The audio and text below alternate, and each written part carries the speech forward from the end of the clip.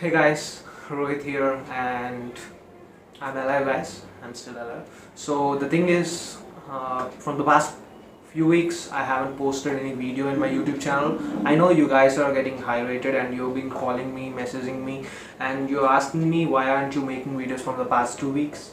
And some of the guys even mentioned that have you left your YouTube? Have you stopped doing this YouTube channel? Stop running your YouTube channel. And guys, no, that's a mistake. And I'm running my YouTube channel, and I've been working on my YouTube channel, but there is a situation that I got a job, and I've been into training from the past 2 weeks, so there was no time left to make videos in the YouTube. Most probably I'm trying, but I haven't got any time.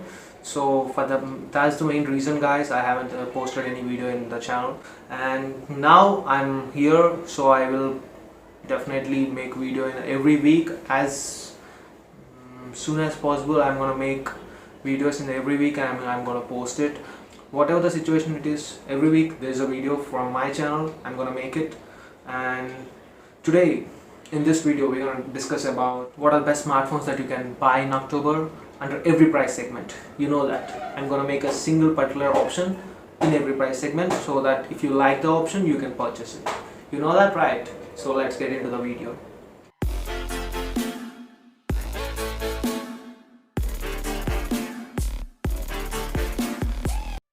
Coming to the 10,000 rupees budget segment, and it's a complete budget segment for the smartphone range. And here is only one smartphone.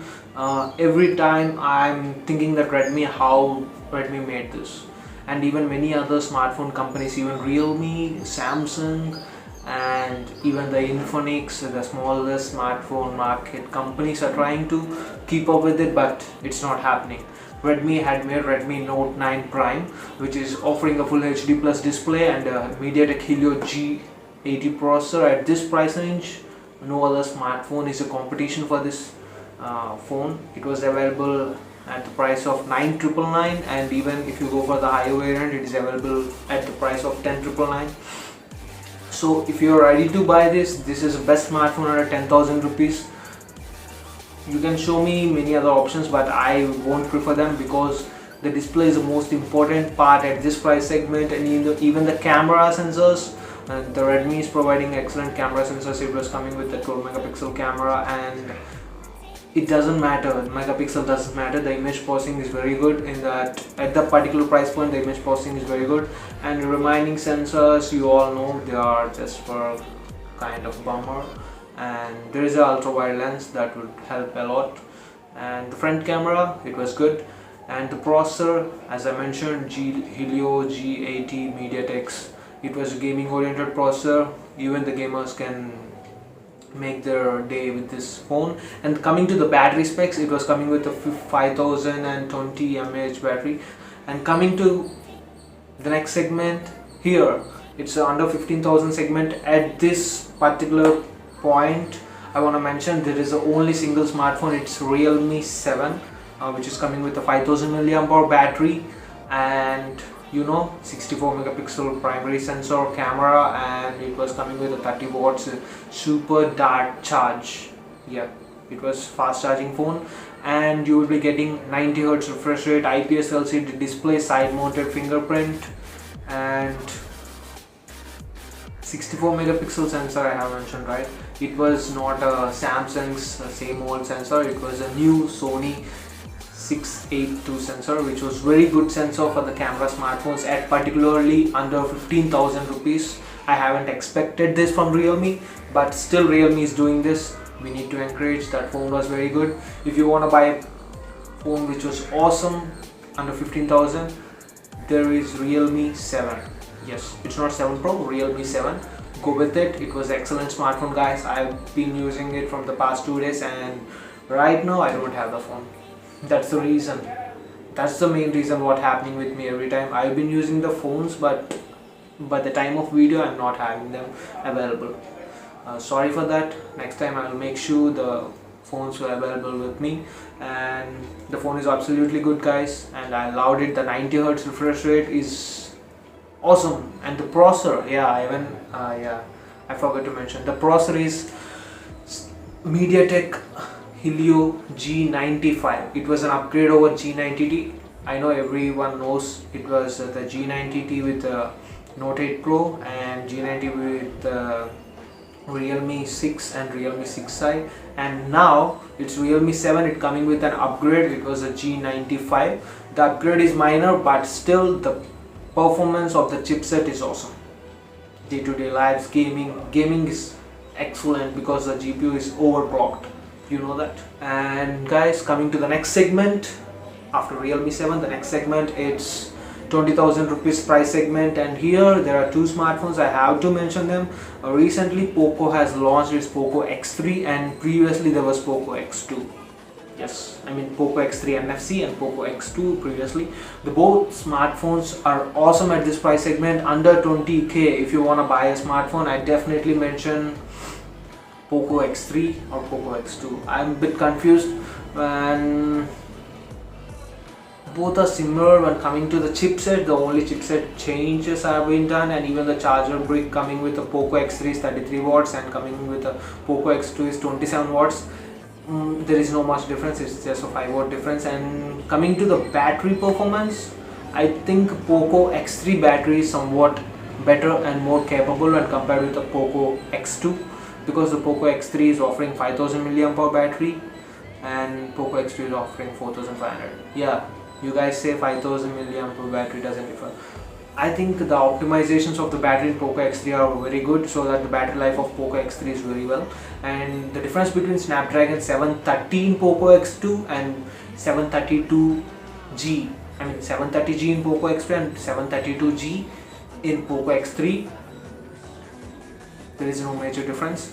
GPU has been boosted to 15% and cryo cores are been overclocked. In X2 it's 2.2 GHz cryo core 470, and coming to Poco X3 it was 2.3 GHz cryo core 470. There is much no difference, and Bluetooth 5.0 and Bluetooth 5.1. That's the main difference in the chipsets, and you can see the differences, and that's what the main difference. And there is no much more difference in a day-to-day task, and even in gaming you can't see that much difference. Everything is handled awesome with the Snapdragon 730G series, no problem. And coming to camera performance, I think it could be a kind of downgrade, because previously Poco X2 was coming with a Sony IMX686 flagship level sensor, and now it was coming with Poco X3 is coming with Sony IMX682 sensor, which was seen in Realme 7, Realme 7 Pro, and Samsung Galaxy M31s and Samsung Galaxy M51. The camera sensor is capable of doing many things. The only difference is IMX686 is capable of taking the videos of 4K 60 FPS. When coming to 682, it lags behind the 4K 30 FPS. That's what the main difference, and nothing more than that. And every picture and day-to-day pictures and video recordings, vlogs, everything is done quite awesome.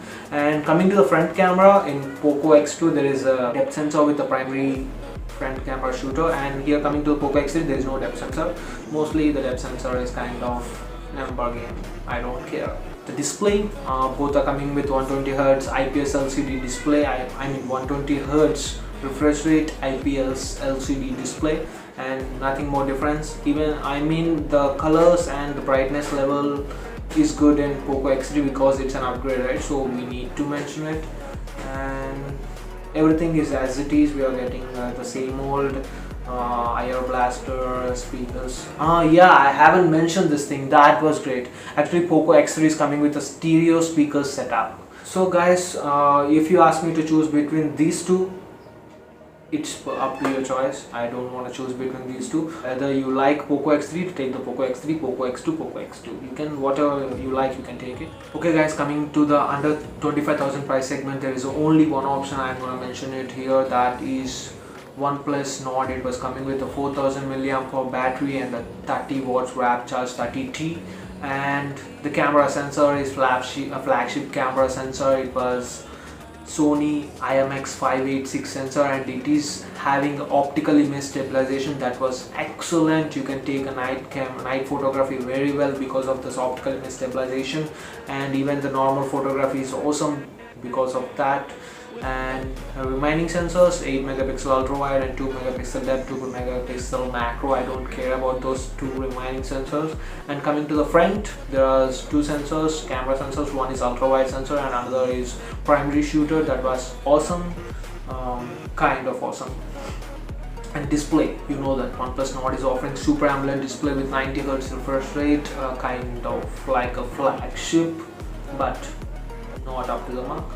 And there are some issues with display, but now with the recent updates in the Nord, they have made the display good, looking very good.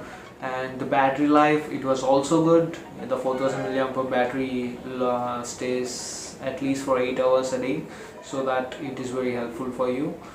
Even with a moderate usage, you can make it up to the end of the day, like 12 hours. That was great. And the OxygenOS, the main plus point is OS.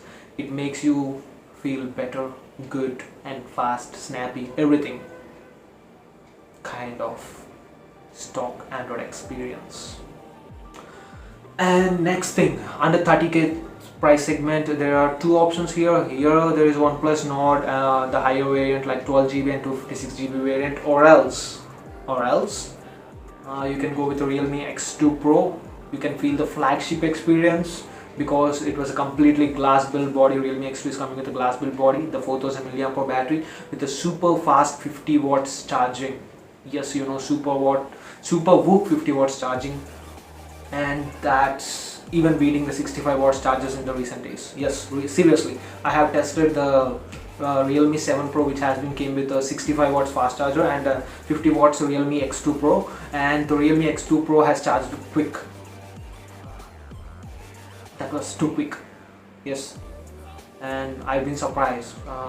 I don't want to explain or elaborate this entire thing in this video. In the next video I'm going to mention why 50 watts fast charger is faster than 65 watts fast charger. In the next video I'm going to explain, but still let's discuss this features of a Realme X2. So coming to Realme X2, it was coming with Snapdragon 855 plus. It was a flagship level gaming processor, and the camera sensors in Realme X2 are excellent. It was also coming with a 64 megapixel camera and 12 megapixel ultra wide and telephoto, and even the macro camera.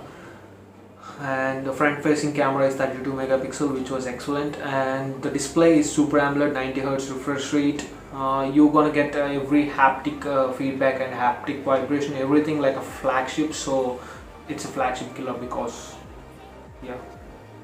So guys, if you're really into the flagshipy user, so better under 30,000, go with the Realme X2 Pro, or else I want OxygenOS and I'm already addicted to that particular OS and I can't afford OnePlus 8 or OnePlus 8 Pro, then go with the OnePlus Nord. There is an option of 12GB RAM or even 8GB RAM variant, so you can go with those which are more affordable and compared with the Realme X2 Pro. That's it for today.